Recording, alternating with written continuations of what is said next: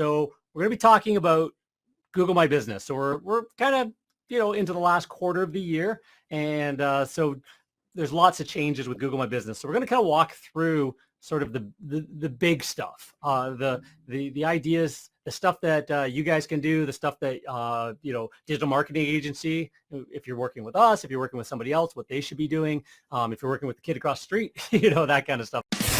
Welcome to the Carpet Cleaner Success Podcast, a show created to inspire carpet cleaning business owners to build their own thriving residential and commercial cleaning business. Your host, John Clendenning, has built and sold successful cleaning businesses for multiple six figures over his 30-year career and is the founder of Carpet Cleaner Marketing Masters, a digital agency that turns your online marketing into a lead generation machine. Tune in as John shares proven tips, strategies, and expert interviews to help fast-track your success in the carpet cleaning industry. We've been doing a couple of webinars. The one last month was all about website conversions, setting up your optimization on the conversion, stuff like that. And it's all part of our digital dominance method. Digital marketing, digital has taken over the world as we know. So the days of yellow pages are gone. Doesn't mean that, every door mail, flyers, print mail, things like that don't have a place, but most of us live on our digital devices these days, digital world, that whole thing. So we know that in business, that's where the customers are, and we need to be in front of them in a bunch of different ways. There's a whole bunch of things that make up a digital dominance method.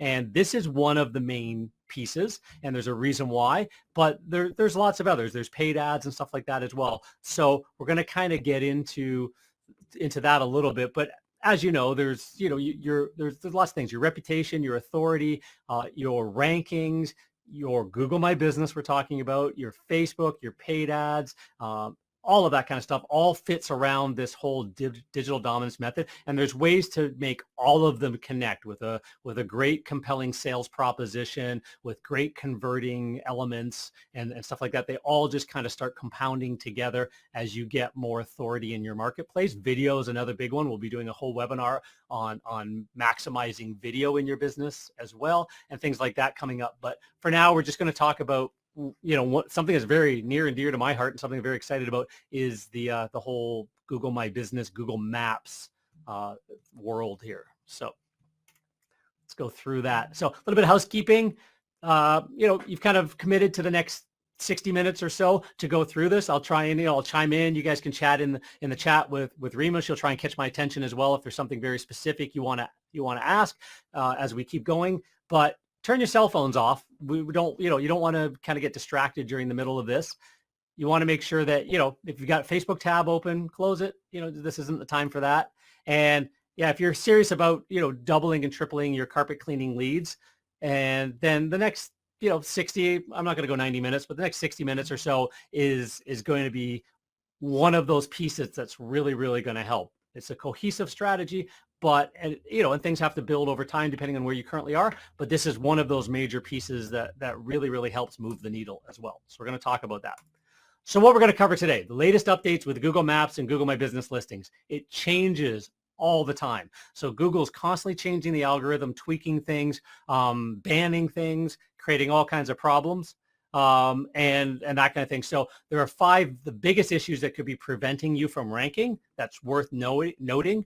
And then we're going to talk about our proven model for Google My Business, Google rankings, expanding your zone, your reach, and the keywords that you are showing up for. And then the best tools to systemize and automate some of the heavy lifting for you as well. So we'll go through that there. So who am I? For those of you who don't know yet, haven't been on a webinar, can't remember, or aren't one of our clients. I have been a business owner since the 1990s. So 1990s, actually, it's a little bit earlier than that, but I was in high school, and a friend of mine and I wrote a project, an executive summary for funding for a business class, and on a lark took it to a bank. And we wrote it on doing a window cleaning business, and including buying van and ladders and all this kind of stuff. We had part-time jobs, and that was about it as high school students. And the bank manager was so impressed that he actually gave us the loan, and it was hilarious. So we went out that summer, bought the vans, the ladders, all that kind of stuff, and started a window cleaning business. Actually started a high-rise window cleaning business within a year, dropping over the side of 40-story buildings and all that kind of stuff. So skipped college because I was great. The last year of high school, skipped college for that. My partner took off to college, and I literally just started opening other businesses. So I've used the schooling of hard knocks and learning hundreds of thousands of dollars invested in my own marketing and business education, but running lots of businesses. So I've owned and run cleaning franchises and various different franchises, janitorial businesses. I've done all of that kind of thing. I've got into doing some e-com products on Amazon. We have an Amazon store that we run as well, and I've done service business consultancy for the last 15 years, just one-on-one consultancies for service businesses and networks and things like that, and opened up the digital marketing agency about 7-8 years ago and made it very specific to the cleaning industry and carpet cleaning about 2 years ago. It's kind of one of those things where, opened it up and started doing Chamber of Commerce presentations and stuff like that. And never really even occurred to me that, hey, I have all this cleaning knowledge. Maybe I should just target the cleaning industry. So not saying I'm the brightest light bulb there, but kind of figured it out late in the game. But our digital marketing agency is mostly focuses on the cleaning industry. We still have some of the legacy clients from my chamber presentations and stuff over the years, but that's where we're at.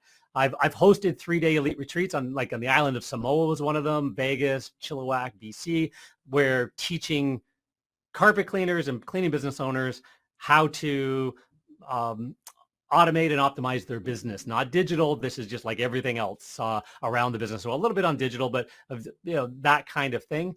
And so done that keynote speaking, written a couple books around the topic, actually sold my system-driven 2-van cleaning business during the pandemic for, about in that $500,000 range. And well worth it to the buyer as well, because it's fully operational, fully systemized, marketing running, all that kind of stuff, and #1 reputation in the local market area, and just highest price point, all that kind of stuff. So that's what I do. I help business owners reach their growth potential, take them from where they are to where they want to be with a bunch of different things. So our digital marketing agency, but also consulting them on the stuff that they need to do that is outside of digital marketing. So what we do at Carpet Cleaner Marketing Masters is we make our clients the top brand in their local marketplace, so they can attract the best clients, get the top rates, and be booked out weeks in advance. So the way that happens is creating a lot of authority. So it's getting your digital presence right, and then it's expanding upon that. And again, video and stuff like that we'll talk about on a different webinar really, really helps with all of this. But there's a foundation you need, and you don't want to be on a foundation of sand. You need to fix the problems that were existing in your business, and we're going to talk about some of those big problems. So one question I get asked a lot here is, does Google Maps or Google My Business, so the names are interchangeable. It used to be called Google Maps. It is the map listing, but Google My Business is the dashboard that Google's created to manage all of this.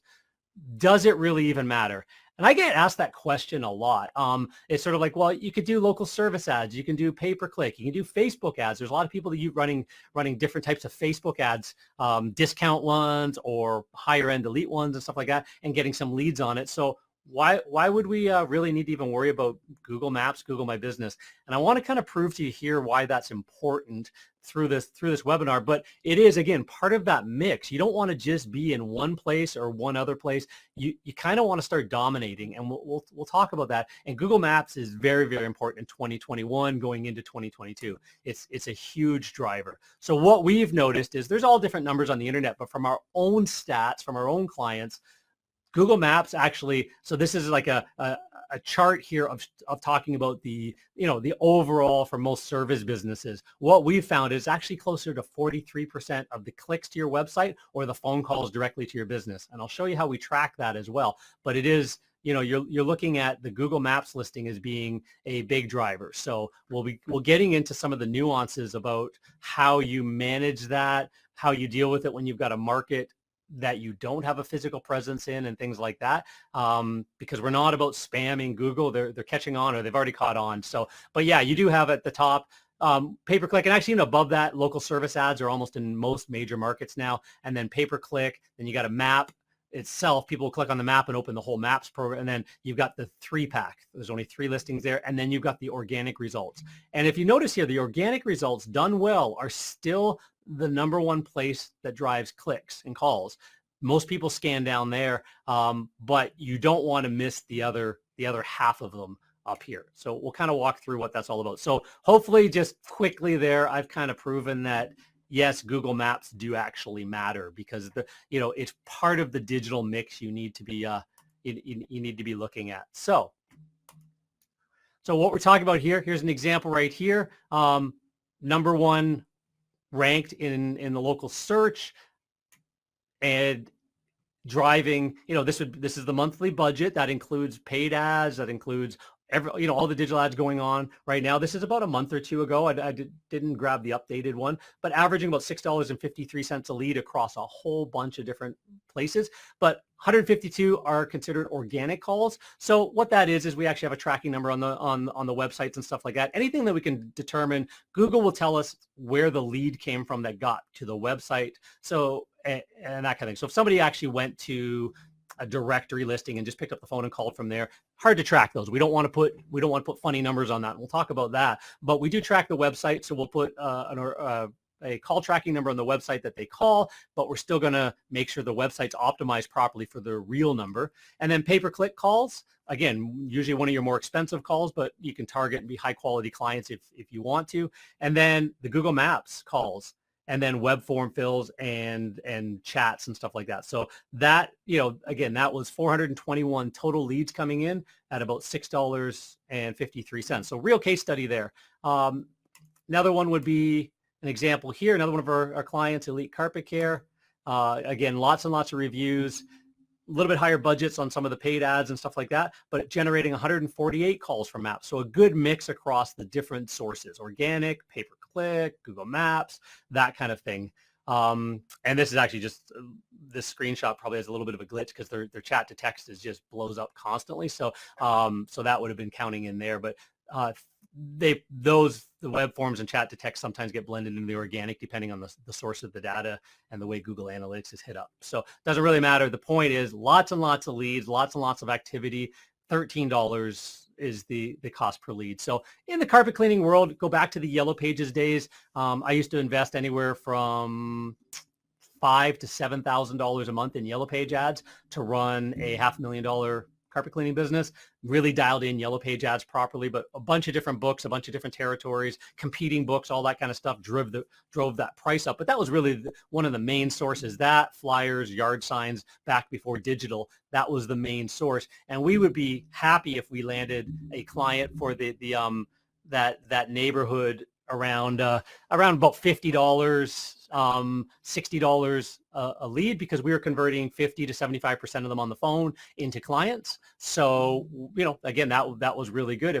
If the number of leads we generated from the Yellow Pages in the day divided, again, a tracking number on the ad would be the way we would do it, out of the whole course of the year divided by our huge budget for the year, maybe about $50 to $70 a lead. But our average ticket sitting at about $300 to $400. Back in the day, it was probably about $300. Now, the business I just sold, $400 to $450 average job. So $1,200, $1,500 jobs every day, plus your $200 minimum jobs, average right around that $350 range or so. And that's how you figure out your average cost per lead. So definitely a major source. Without it, you would just have without Google Maps generating any phone calls to Google My Business, you'd just have almost 150 less leads in a month to try and convert. And it really depends. Like, we're actually going to do a whole training on phone conversions at some point as well, outside of digital marketing, but the proper scripts and the ways to actually book people properly. So, and this is one that's outside of the carpet cleaning industry, but one of our clients that has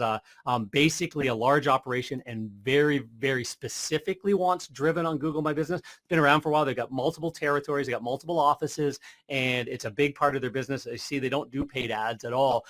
They just want to drive on their name recognition only. So digital budget's pretty low because it's really, there's not a lot of paid ads at all. It's just maximizing this. So that's where they're getting all of it. Now, again, plumbing, emergency plumbing, things like that, it is a matter, like their cost per lead is really low. Carpet cleaners usually a little bit higher than that, oddly, but just because such a competitive industry. But yeah, that's one of the most important things to think of is it part of the mix of the leads you're getting every single month? And these are monthly numbers, not annual, not quarterly. These are monthly numbers. So yes, Google Maps drives calls. The size of your market determines how many people are actually on the maps looking, and then the number of services and keywords that they type in that a map shows up. So in our space, in the cleaning industry, it could be carpet cleaning, area rug cleaning, tile cleaning, upholstery cleaning, mattress cleaning, things like that, pet urine. If Google pops up a map listing, sometimes they don't, but if they pop up a map listing at all, then those are all terms that you need to be optimizing for in a various different ways. And it takes a while to get Google to understand that you do all of these different services. And there's a lot of little games to play.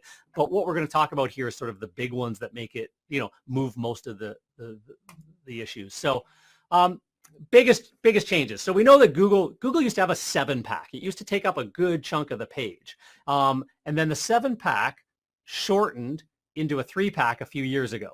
And people freaked out and cried because if they were number 4, 5, 6, or 7, they were no longer on the first page of Google. And people had to click that little down here. If you can see, it says more places to see the rest of them. So that obviously restricted it. And you're in a marketplace that's got 40, 50, 60, 80, 100, 200 competitors that are in the maps listing.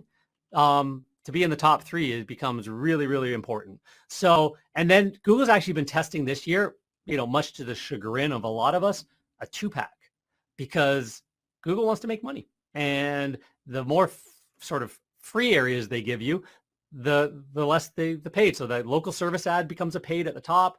The pay-per-click next becomes a paid. You can actually pay to get in the maps listing right here. There's ways to do that with your Google ads. If you're running Google pay-per-click ads, you can ask Google to put it in, and it's an algorithm. It'll pop in and out. It doesn't sit there permanently. You can't say, I want to pay for this spot, but you can influence it with your Google ads and allow it to happen as an extension. So there's paid people. So you can end up with a 4th person in right now, but that's one of the reasons why Google's looking at 2 and 1 paid is what their thought is. It's been a test on different markets, and we're part of a group that just constantly keeps an eye on what Google's doing and reports back. And people were screaming about that back in April and May, that Google is testing in a few key markets, those kinds of things. Same key markets that they tested local service ads in for quite a while before they rolled it out everywhere else and stuff like that. So they test stuff, and sometimes it comes to fruition, sometimes it doesn't, but something to keep an eye on. So local service ads are live in most markets, as we mentioned. So home service and maps takes up what we call above the fold. So it's when somebody goes to a search page, before they scroll down, that's the first place to see. So you want to be visible there. And even part of that, it's not a bad idea. We do recommend that, you complete that advanced verification process, Google guarantee, stuff like that. Even if you're not going to sort of use it, if you're not going to go into the local service ads, it doesn't hurt to run through the process. It's not an easy process. There's a lot of stuff you have to step through. We can help actually if anybody's interested, but it's just a process of proving that you're a legitimate business and all of that kind of stuff. You have insurance and all that kind of stuff. So you want to go through the advanced verification process if you can. So yeah, so here's an example of an ad being in the 3-pack, because that's a paid from a Google Ads. It used to be Google AdWords. It's now just called Google Ads. And this is an example of how that's sort of above the fold as we're talking about. So you've got the local service ads at the top, 1 paid ad here right now, the picture of the map, and Google's tested moving that picture around a bunch of times, and then the actual maps listing, and you have to click more businesses before you can see the full maps listing. So think of it as a modules in a way. So Google's search page is just a bunch of different modules. It used to be just the organic searches that start below this. That was the search page. And then they added in the maps module. So your business location is at, and then they added in the paid, and then they've added, so there's just these modules that are bolted in, and they're all slightly different, or they're all different algorithms that determine who shows up where. So just kind of think of it as modules put in. So again, maps and local service ads, we're just highlighting it there to talk about it. So the idea is, because you've got all of these different zones here, the more you can dominate. I like to say that obviously maps and organic are the most important. maps are going to drive a lot more phone calls. Organic's going to drive a lot more leads to your, and page views and things like that, where you can now retarget people. They landed on your website and left. You can actually start following them around with ads and do stuff like that. So you don't want to miss out on those. And then the paid platforms, you test to see if they make sense.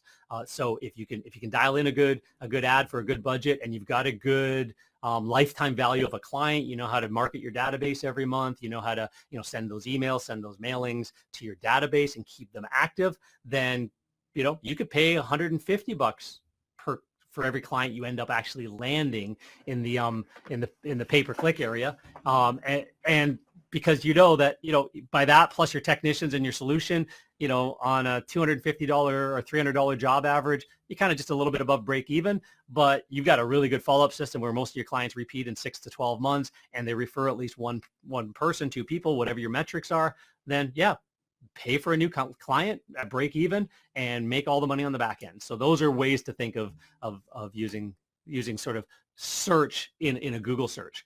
Not going to pause too long on it. Just thought I'd put this in here. So if you haven't signed up for local services and you just want to get through the process, just note this down. It's, adwords.google.com, local services, sign up. So, and again, if you want help with that, just let us know.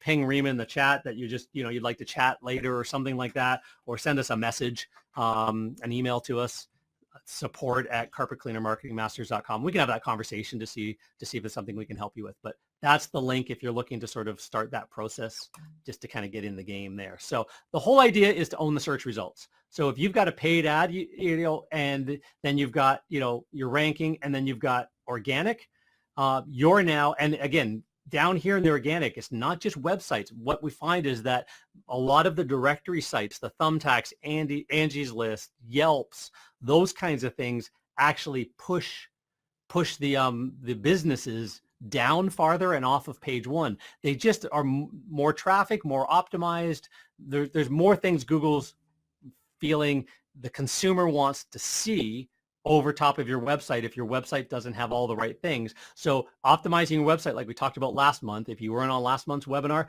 go check out our blog. There's a podcast and a blog about last month's webinar that you can go through the details of website optimization. It's more about conversions. We'll do another one on SEO coming up, but there's a lot of overlap in principles we talked about in there, that you want to make sure that you are one of the people that can rank for the keyword terms as best you possibly can in Google's algorithm. So Google has reduced fake Google Maps listings. So we're going to talk a little bit more about this coming up. But by starting, since 2015, you can see here the number of fake listings and how Google has penalized and removed them. So what we're talking about, fake listings is, you might have had a buddy, an SEO company, something like that, create a second listing using a UPS store, or using a virtual office, or Aunt Betty's house, in a different town and stuff like that. And while that strategy worked really well when they didn't catch on to it, once they caught on to it, not only did they remove those, a lot of them, and they don't catch all of them, and it's a constant ongoing thing, but they also penalize the business if they can make the link, if it's within your Google My Business account, this fake listing, or if there's a duplicate listing out there that's kind of floating, they will penalize your listing, and to the point of suspending it at times, banning it completely if it's repeat offenders, things like that, because they do not want fake listings or people trying to game the system. And there's a lot of different ways people have tried to game the system. And the other thing is Google local guides. So if you start writing a lot of reviews, you get invited to become a Google local guide. And the more you write reviews, and the more you upload pictures of the dinner you just had, and the dry cleaner you just used, and all that kind of stuff, you start going from a level 1 to a level 2 to a level 3 to a level 4 Google local guide. Well, by the time you get to a level 5 or level 6, like I am, all you have to do is go into a listing and prove, like, if it's a fake listing, and you can check it, like there's no address there. There's you click, the business isn't there. You call the phone number, and the business is a totally different name that answers. that's a fake listing and the world knows it. Well, Google Local Guide about a level 6 or higher can just flag it as a fake business, and actually Google trusts them enough that they will remove the listing, suspend it instantly, send an email over to that person saying you have to prove you're legit. We need to see your business license records and all that kind of stuff, or you're not going to be allowed back in. So it's something a lot of SEO companies, a lot of digital marketing companies do when they take over, have a new client. They'll go in and check the market that client has their name, address, phone number in, their Google listing in, and just to see if there's any fake ones above them to help them move up. That's a first easy win. It wins for you and some of your competitors that are legit, but it moves everybody up because it gets rid of the guys that are gaming the system and trying to make fake listings. And there's ways that they do it that kind of tries to buck the algorithm and jump in front of the line. And it might look tempting, but it's not tempting if you lose your entire Google listing and Google license or ability to be on the search results in general. So what could be hurting your maps ranking? So here's a big one in the carpet cleaning industry. A lot of us run as service area businesses, and that is totally fine. But just understand that Google's Maps listing was originally designed to help people drive to your place. So the algorithm still skews really, really heavy that way. There's ways to influence it, absolutely. And Google absolutely does not want you to show your address if you're running out of your home. If you do a street view and it's running out of your home and they know you're not meeting clients there, if you don't have a shop, like your garage turned into a shop with a sign over top of it and stuff like that, then they know. And all we need is one human reviewer to do that, and they'll pause your listing and then make you, you have to apologize. Oh, I'm sorry. I forgot to, put it as a service area business and things like that. Ultimately, all things being equal, in your Google My Business optimization, those with a physical address tend to rank higher, even still, less so than a few years ago, but even still in Google's multi-algorithm of why they put one person in front of another in the different sections of Google. When we're talking about the Maps section, that is one of those factors. So, and it's, again, as we talk about, you don't want to spam with fake locations at all. So if you really need to be in, you want to be in the Google My Business in that other town, it's one of those things where if you bite the bullet, have a warehouse, put a sign over it, even if it's the back bay of, I know a guy that's got, like, there's a pharmacy, like, it's sort of like a by invitation only pharmacy, like a compounding pharmacy of some sort, in an industrial area. They don't need their the back warehouse space, and it's might be I think it was a 200 by 200 square foot box, basically, with a bay door on it.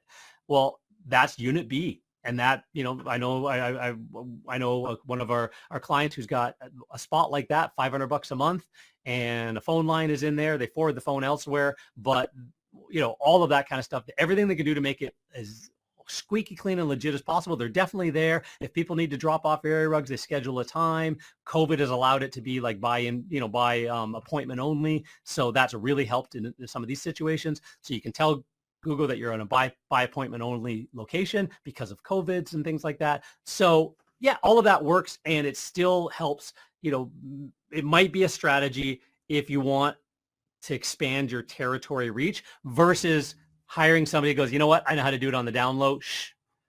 That works for now, but it could damage your entire listing, and it doesn't work all the time, and you're going to get banned, and you spend a lot of money, a lot of time building everything you need to make that show up, and then have it taken away in an instant. One of your competitors could be a local service guide, level 5, level 6, level 4, and just report it.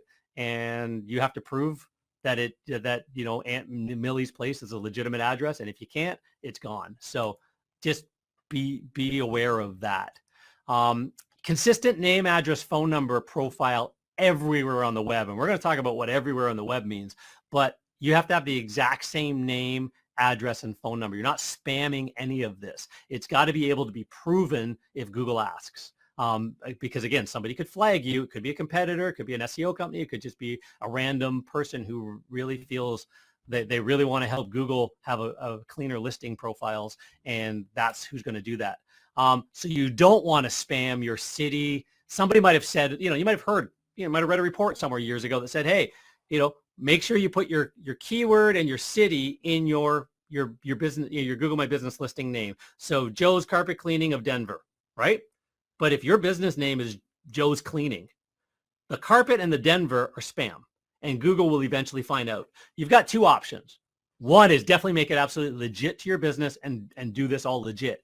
The other one is literally change your business name. And I know people have done that. Change the business name to help with the services they provide, because ABC Services doesn't help your business at all. People who see that don't know what you do. Be very specific. We've got, I think Gary's on the call here. And Gary, it's Complete Carpet and Tile, right? Know exactly what you do. It's like that's right in your business name, and you got keywords in there, right? So things like that. Those are things to really, really consider. And then reviews. We know all about reviews, and we're going to talk a little bit about what you need to do to make this happen really, really well. Some of you guys get this inside out backwards and really get it. Some of you guys know how to make your technicians just the most active part of your review generation process, and other people haven't figured out the reviews are important yet. Trust me, they're important. So these are some of the things that could be hurting your maps rankings, just so you know, and driving you down. Sometimes you actually have an old listing you don't even know about, you haven't even claimed, but Google knows that there's your business name in your city, 2 different addresses. The old one is kind of in there. You never even claimed it, but it's there. And that Google could actually be driving down your main business rankings as well. Cleaning that one up, getting rid of it, claiming it and closing it, that kind of idea. Working with Google on that can actually help your main listing start to actually get out of a bit of a sandbox, as they call it. So just some key points there. So we have a proven formula that helps you get ranked in the 3-pack. So optimize your Google My Business every way. We're going to talk a little bit about what optimizing the Google My Business means, because there's things you can do. We talk about the 80-20 rule. There's about 20% of the stuff moves 80% of the needle. So there's a lot of really, really specific things. Geotagging photos really helps. Things like, there's all this kind of stuff. I can go into a whole bunch of jargon. I could have a whole webinar just on the nuances that you could do, but recognize 20% or 20% of the activity is actually going to move the needle. 80% of the way there. The rest of it is just those little micro amounts, or in a really competitive market, they all have to be layered in, and you just have to get ahead of the other guys. So one of the best ways, I love this little analogy, one of the best ways to think of internet marketing in general, whether it's the maps listing rankings, whether it's where you show up in the local service ad, Google's got an algorithm to place you there, where you show up in organic listings, all of that kind of stuff. Think of it as that there's a race being run, so Boston Marathon, and by optimizing your listings and stuff like that, you're tying your shoes. The other runners might have already started. The starting gun's already gone off. They're running. You're tying your shoes. Your goal now is to start running a little bit faster than them so that you catch up and then overtake them. So there's no way to just jump the line. You can't teleport. You just have to get in the race, tie your shoes, start running, and then optimize better than them. And that's all things being equal, Google's algorithm will place people based on the different things. So one of those other things, this messy map over here, is the citation mix. So we're going to talk about what citations are, but you need them. You need Google to prove that you exist. They've got to be quality, and they've got to be very specific as well. You need reviews. We talked about that. We're going to talk a little bit deeper about that. And you need SEO on page and off page. So we're going to kind of walk through a couple of things, and a really cool strategy that really helps in a lot of your marketing, but really helps influence your Google listings as well, that we'll talk about here coming up. So claim and optimize your Google My Business listing. Just first and foremost, make sure you have the login. If somebody set it up for you, your Google listing, it's yours, not theirs. Make sure that you are at least an admin manager on your listing, preferably the owner, but make sure you actually can log in and you have access to your Google My Business listing. It's that important. Don't leave it for somebody else to deal with. Don't leave it for an employee in your company to deal with, because they leave. The number of times we find people don't know how to log into their listing, and then it takes weeks to months sometimes to get Google to prove that you're the business owner, the other person wasn't, and on and on. Same thing happens with Facebook pages as well. So own your stuff, right? Update your company with your real name if you don't have it already. Don't have keywords stuffed in it. even if you've got, talk to us if you've got keywords stuffed in it and it's helping you rank, but it's not your business name, might be worth a conversation with us because yeah, I don't want to say something that all of a sudden you go, John, I was ranked in the 3-pack normally, and then I actually made my business name legitimate and I dropped out. It might have been the one thing that kept you in spot 3 instead of 4 or 5, but it's as soon as somebody reports you're in 0, guys that have tried, going to having, they show up at the storage, drive their van in, one of those fancy storages, load up their truck every day, meet a client there to put area rugs in. Google knows it's a storage locker, they'll suspend your listing. So you've got to be really, really legit on this stuff. Photos, as many as possible. What we actually like our clients to do is send the photos to us because we can do some fancy stuff with them before we upload them. But photos really, really help move the needle. And you want to use personalization, just like I talked about in last month's webinar regarding one of the keys to making your website sticky and more optimized and higher conversions. People do business with people. One of the things I used to teach and used to do in Yellow Page ads years and years ago, people would get us to redesign a Yellow Page ad for them. And we've had people call up and say, John, can you turn off the ad? I've got too much work coming in.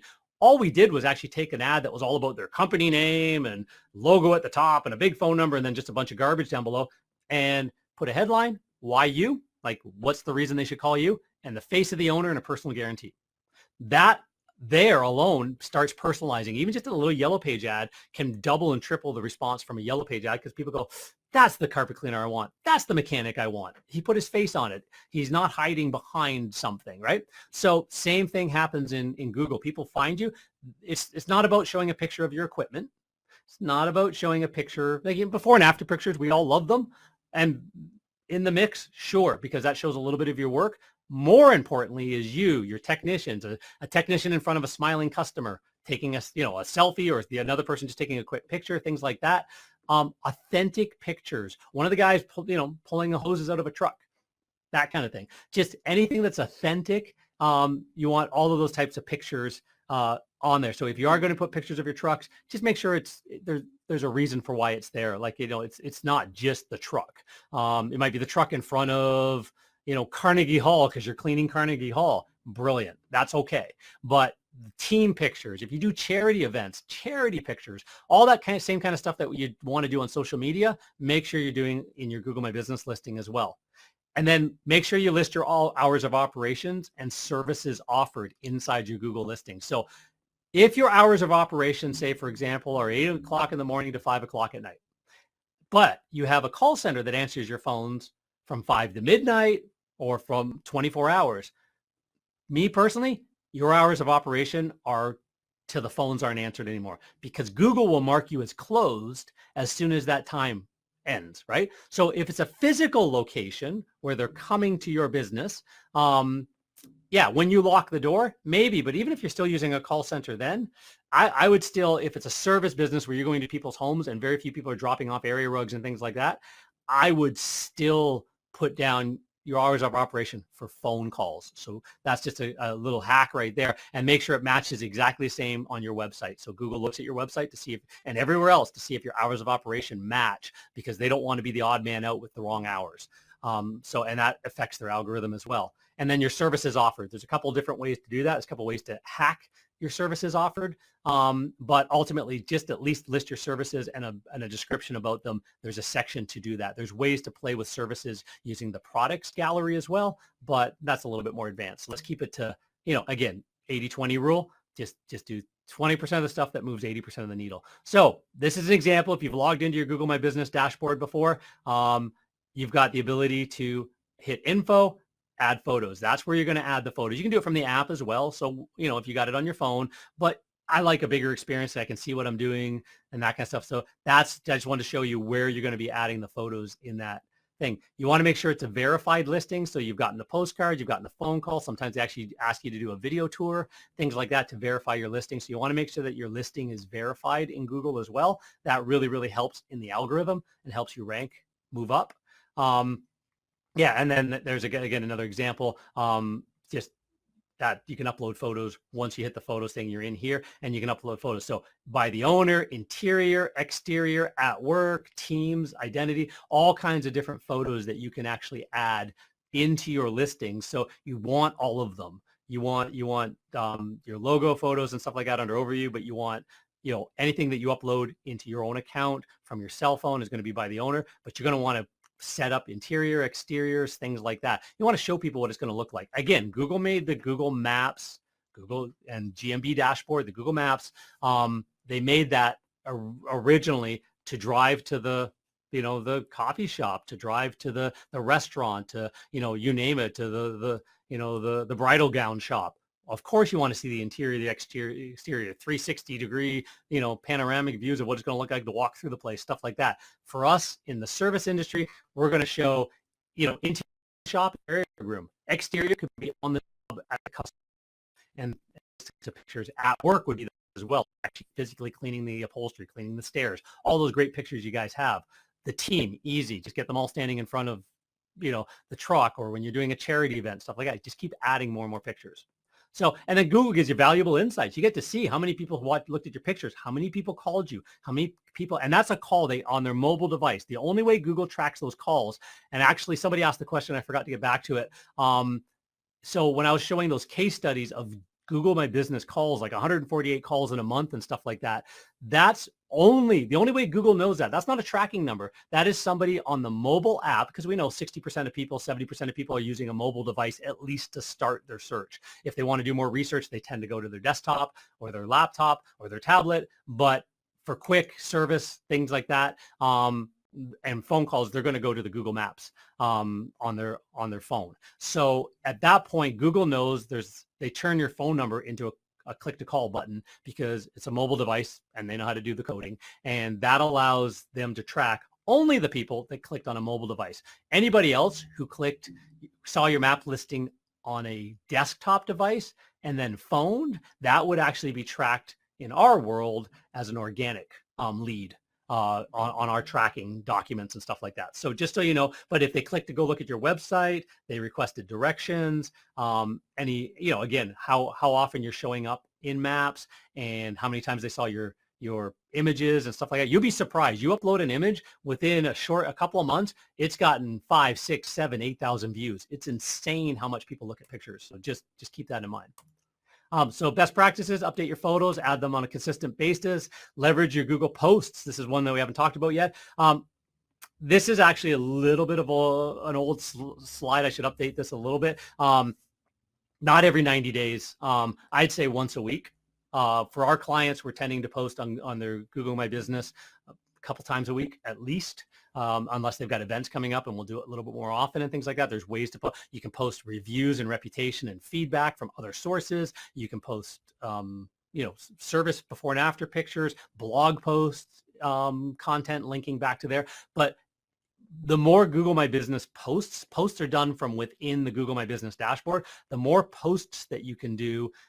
And then just seed in some keywords. Make sure you're talking about your services, carpet cleaning, this and that. Put your phone numbers, put your address when relevant, put your website link, things like that. Google's reading all of this and picking up on all of that stuff. Google can actually read what's in the images that you post online. So if you put text in the images, Google's algorithm can read the images and the text, can recognize your logo and make all kinds of data connections. So posting is really, really helpful. Respond to reviews. Huge. Most businesses never respond to a review, good or bad. And if they do, it's normally only the bad ones. Respond to all your reviews. Even if you have 10 or 15 sort of semi-canned responses, hey, somebody said the work was great, Tommy was awesome, got all the stains out, this is a great company. You want to say, hey, thanks so much. We really appreciated cleaning for you. Look forward to seeing you next time. Something like that. Thanks again for the great comments. You have 10, 15 of those sort of semi-canned responses that somebody can go, copy, paste, adjust slightly and post, make it really, really simple.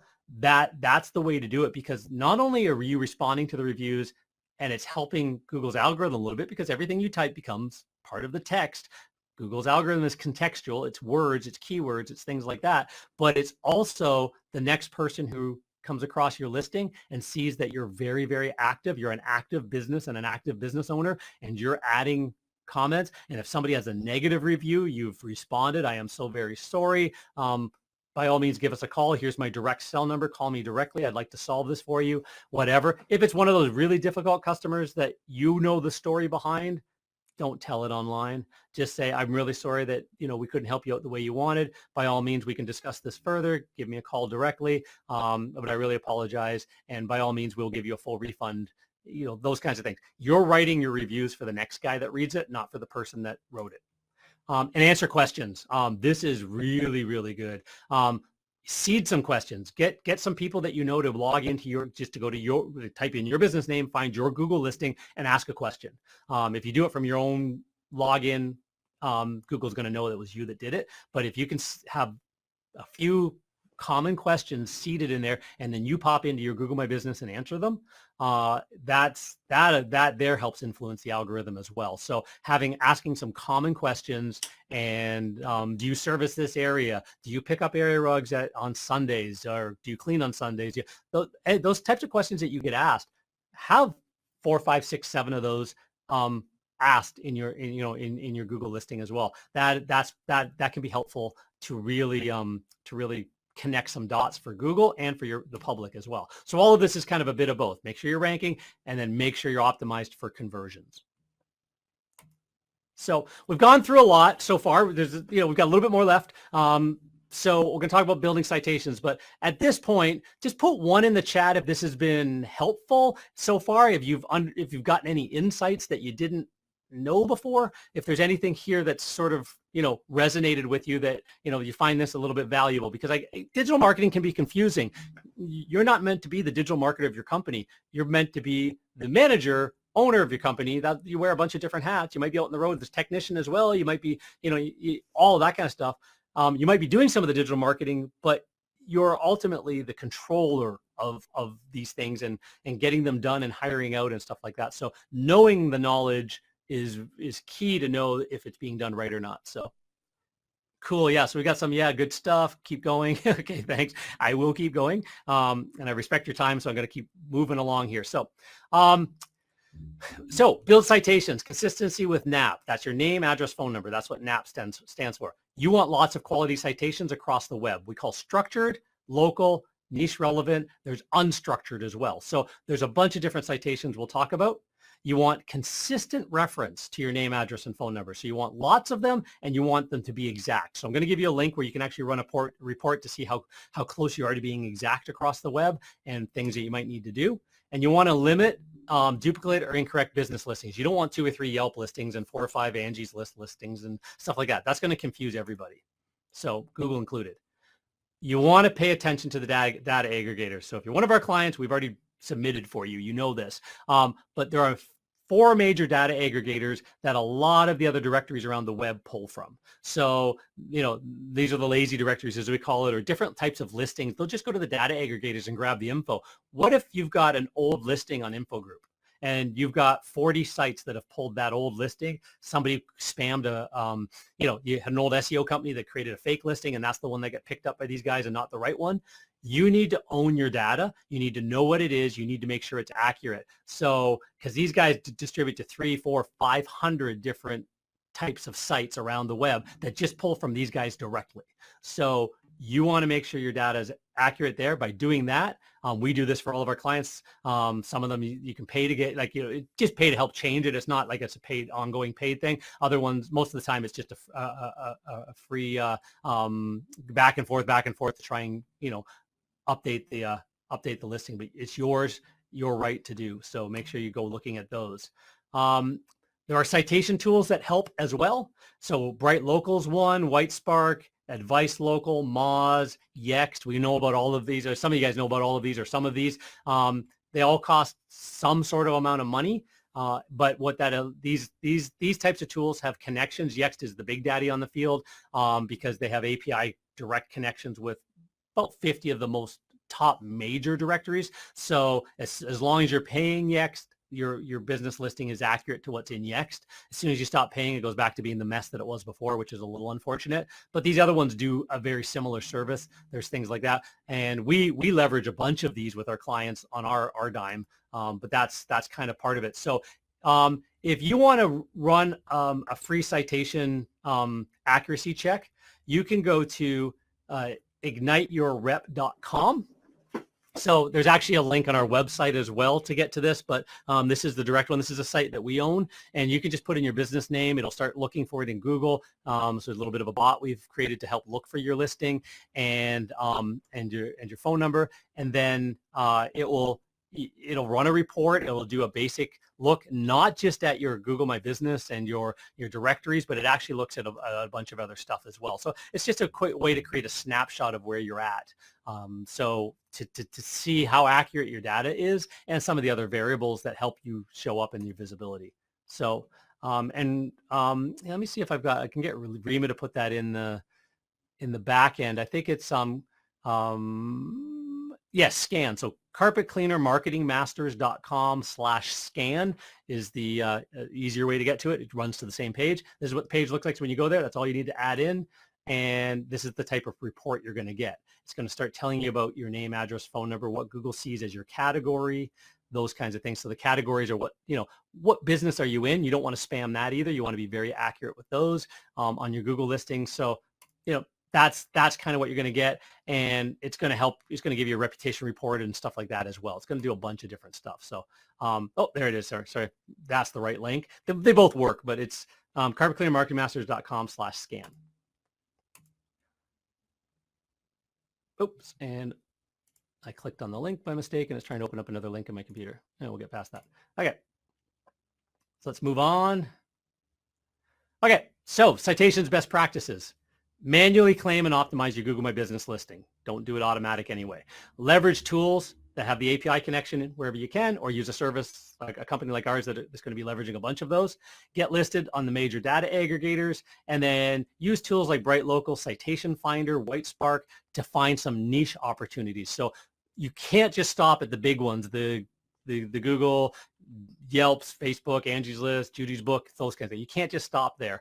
You have to get into the niche ones as well. So some of the best top citations for carpet cleaners, these are the ones like, again, Home Advisor, Better Business Bureau, Facebook, Manta, Porch.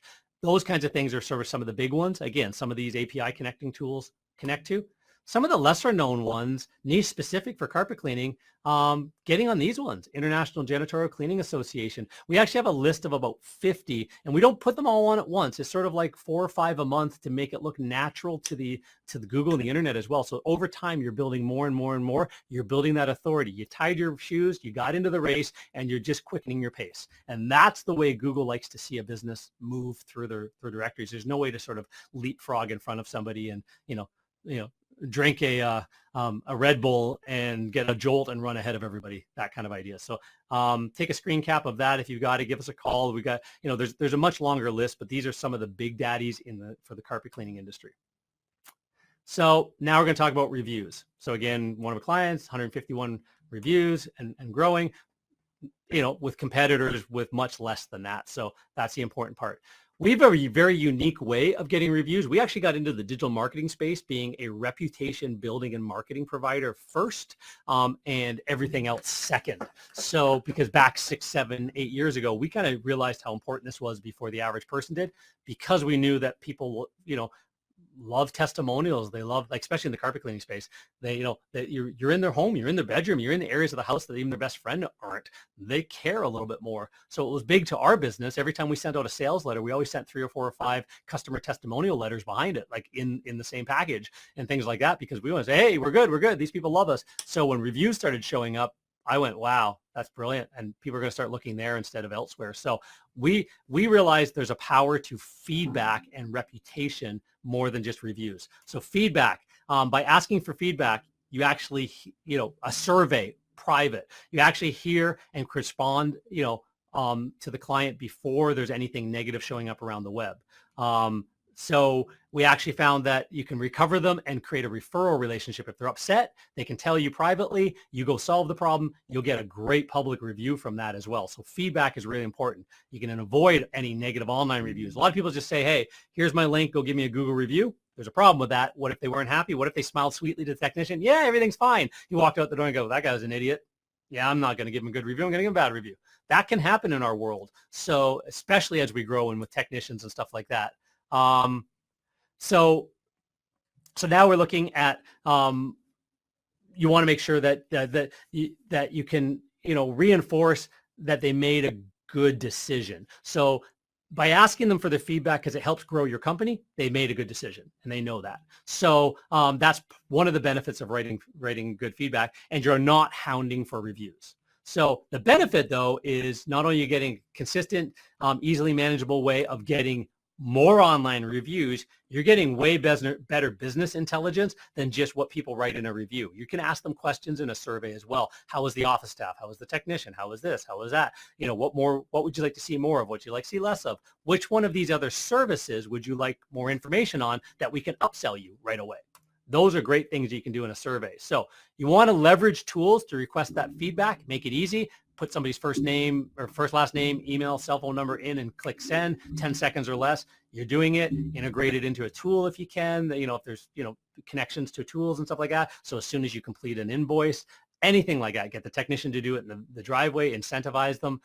Leave printed review cards. The most important part is you can't just rely on the technology alone. That'll only get you so far.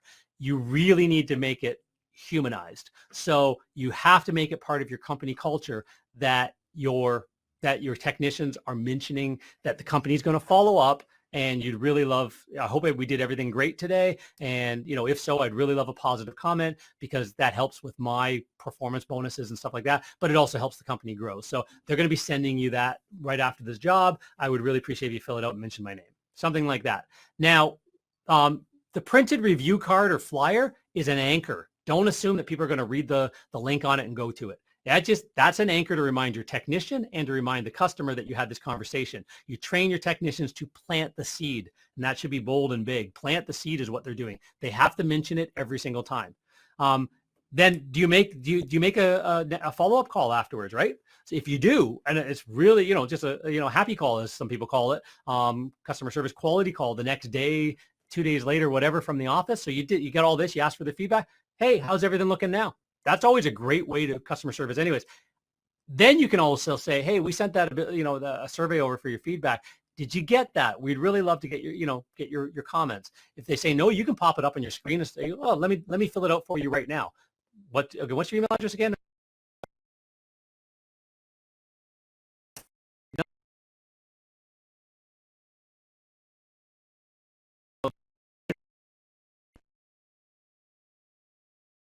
Just, you know, telling them, hey, your comments help me help me internally run a better business and give you a better cleaning next time. The review helps our business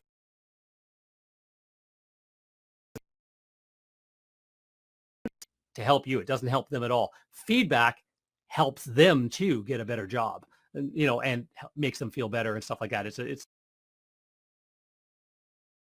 and build review recognition to the culture of your company. The team member that gets the most reviews or the best review at the month, you're doing your team meeting, given a Starbucks card or a free pizza or whatever and stuff like that, because it's got to become part of the company culture. The companies that have 5, 6, 8 this dialed in, just know that's the difference. And the ones that have 1, 2, 3 reviews have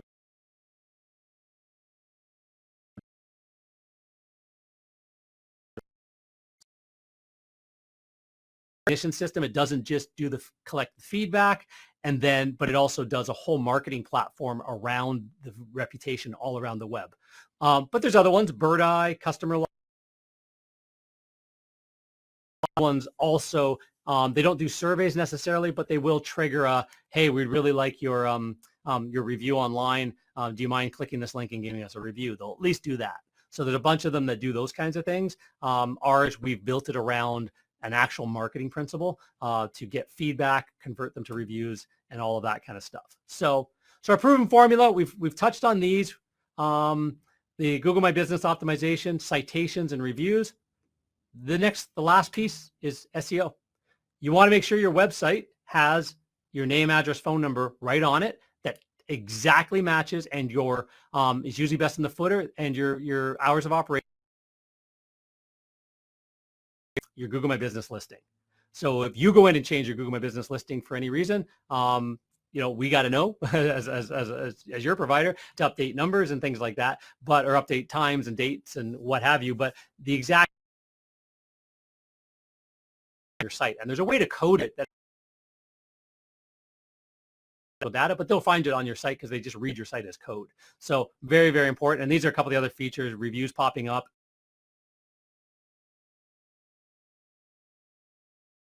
Text platforms really help your website as well, but this is for the Google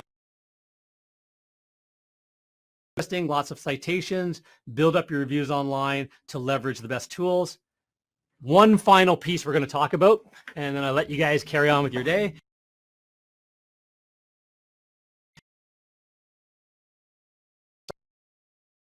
But you want a lot of to other properties, and you want strategic content syndication. That's very,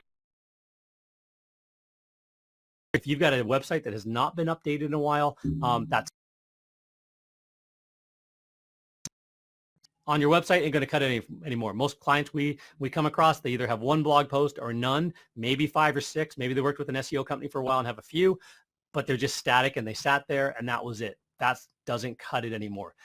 Blogging is a strategy, but it has to be put into a mix. So authoritative, the new authority signal generation approach is what we are heavily invested in. So we don't need to get into all of this. Google has changed their entire algorithm a year and a half, 2 years ago to do this thing called EAT. So EAT stands for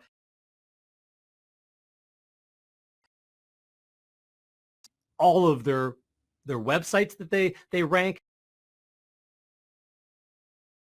Expert, authority, and trust. So we're not going to get into the mix of the algorithms and stuff like that, but one of the ways to do that is making sure you have rich media content or structured data on, again, it's the way the articles are written, where they're being placed, every image is coded properly, all that kind of stuff. But you also want to be seen on authority sites. News sites are very authoritative, and to get them to link back to you, that's amazing. And there's ways to make that happen because they will pass the trust, the page rank, and a lot of these link signals. So we like link signals a month for our clients. To get into this again as well, you don't need it, but this is the SEO periodic table. These are all the different things that matter in ranking. Ultimately, Google's purpose was to make sure that that's better for the user experience. So no need to dive into technical, but so Google's 3-pack rankings have 3 major criteria. Proximity. They've added proximity as a big part. If somebody is in, Manhattan and your office is in, across the river in Hoboken, New Jersey, you're not close enough. And the guys that are in Manhattan are closer, and proximity counts as part of the mix. Relevance. How relevant are you to the search terms? Have you optimized your website and all of this stuff that you are relevant for area rug cleaning, mattress cleaning, and these other things as well? Or is it just the one term? So how relevant are you to the searcher's term, and how much authority? And that's what we're talking about here, is the authority. So authority looks like this. Our clients have been upgraded to what we call a media room. Now, some of the big media room providers, the big media houses, they charge $15,000 setup and $5,000 a year to maintain a media room for their clients. We've been able to, partnering with a couple of very, very strategic partners, been able to create media rooms with all of the same power that these other guys are paying that much money for, and for a fraction of the cost is built into put the media room up. But, and as a press release, sources, and then looks like this. There's a news. So let me pop over to an example. Where did I put that? Let me see if I've still got that open. Yeah. So here's one. Complete Carpet and Tiles just been upgraded to the media room from and we syndicate those, and we do a lot of cool stuff with Google My Business posts around the blog posts, so they're not just sitting static on your website. And then once a month, we actually get our professional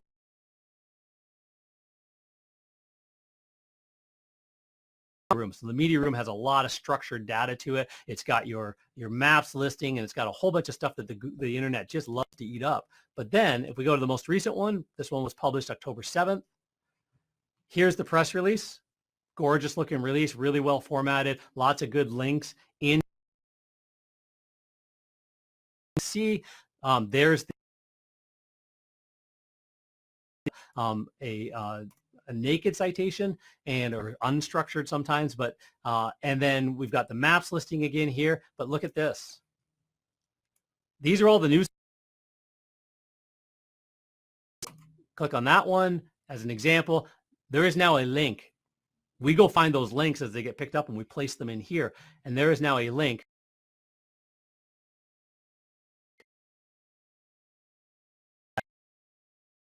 Affiliate. They pick up the news site. They found the topic valuable enough to pick up.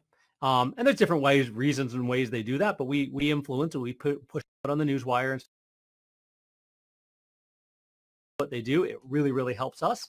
But all of this, as it comes, there it goes, it comes in, it just promotes the business. Look at all the graphics that we put in. Each one of these, like this graphic right here.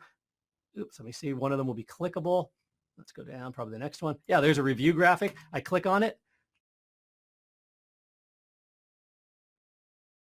Google My Business listing, and right there to the actual review. It's going to pop up the listing. So now Google has followed that chain and has now given credit to this review for this client.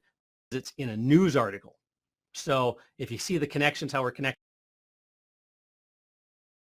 down there, and it's actually the website is the original source, not some media outlet, not Newswire or something like that. It's directly on the website. So very, very important to get these signals right. So that's something that we do very, very strategically as well. And it's unique. I don't know any other that's actually doing that right now. So give me a quick second just as we get, there we go. So what does that look like? We get rankings that are jumping. So if any of you, like you guys are my clients, you know that when we talk about your rankings, we're going to see how many new links have been built that are jumping on the, in Google search, and how you're moving up, because that's part of the strategy, one of the many pieces of overall website SEO, but really good for Google My Business. So on page stuff, H1 tags, the keywords on your website all over the place, each service page, homepage, GMB, ongoing content a couple times a week, and then leveraging signals. Your competitors like crazy. So read through it. It's a 85-page guide I wrote on exactly all. If you want to jump on a call, if it's something that you don't want to do on your own, by all means get the guide anyways. It's on the next slide. I'll give you the link, but you can always carpetcleanermarketingmasters.com schedule. We'll have a chat with you. We will dissect your entire business, see how close you are to being in the game, where your problems are, where the strengths are, and we'll dive in and we'll give you an idea. And if it makes sense to work together to start fixing some of those things up before it breaks completely, and you start falling way backwards, that's where we're at. We're here to help with that as well. So here's the guide. So carpetcleanermarketingmasters.com/GMB guide. You'll get this. Just flip right through it on there. You can print it off. You can do a bunch of different things with it. You can download it as a PDF, but you have a full guide of step-by-step talking about images, talking about optimization, talking about categories, and it's all designed just for carpet cleaners. All I got for you today. If you're looking, Rima can put the link back in if you want to schedule a strategy session, carpetcleanermarketingmasters.com/schedule, or she's got one in there, go